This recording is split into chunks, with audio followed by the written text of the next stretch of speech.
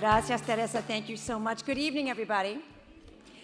I'm really, really honored to be here with all of you tonight, especially for this special celebration. I am honored to be here with my friend and my brother, Arturo Vargas, who has led this organization with such distinction.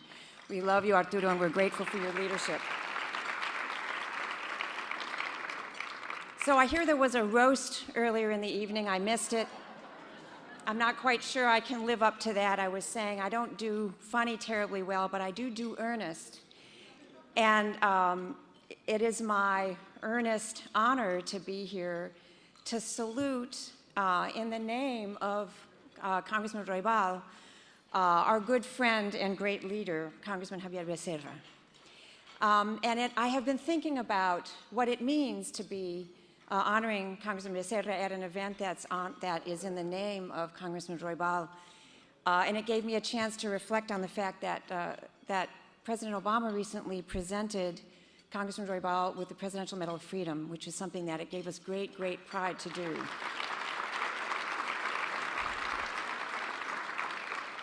And this is admitting my age, but I am proud to say that I've had the honor of working with both of these distinguished congressmen. I've been in this town that long.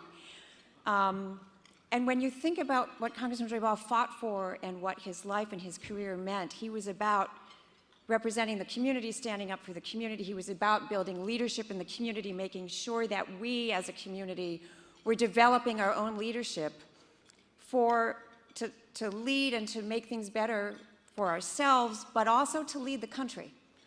And so this is why it's particularly fitting that we're linking somebody like Javier with somebody like Congressman Roybal. He fought for greater representation, he fought for leadership, and his vision was that we would lead the community, but also that we would produce leaders that could lead the country. And that's what Javier does.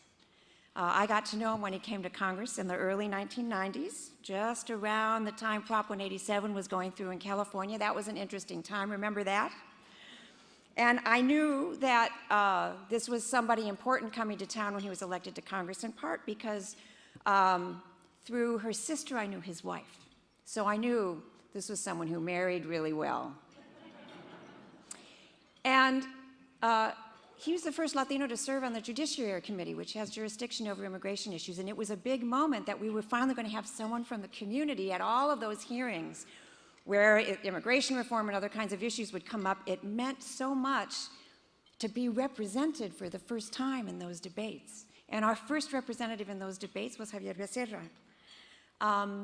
So I knew that was going to be important. And the other reason that I bonded with Javier is because our families were in the same stages. We were, they were having the first of their daughters, their 3 daughters, and I was having my 2 around the same time. And I actually very vividly remember during an immigration markup in about 1995, when I was about 9 months along with daughter number 2, walking quickly with Javier to try to lobby him on something as he was walking to the floor to vote.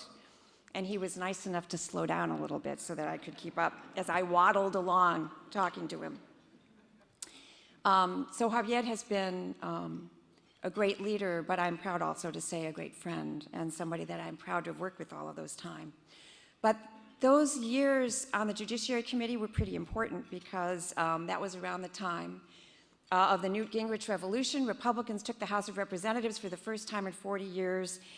And the immigration debate began what was a pretty ugly downward spiral that led to a pretty ugly immigration bill, which led to some pretty ugly votes on the floor, which led to a pretty ugly welfare reform that was financed on the back of legal immigrants. Those were not bright days, at least with respect to that set of issues. But they were bright days in the following way, because Javier was leading the Congressional Hispanic Caucus during that era.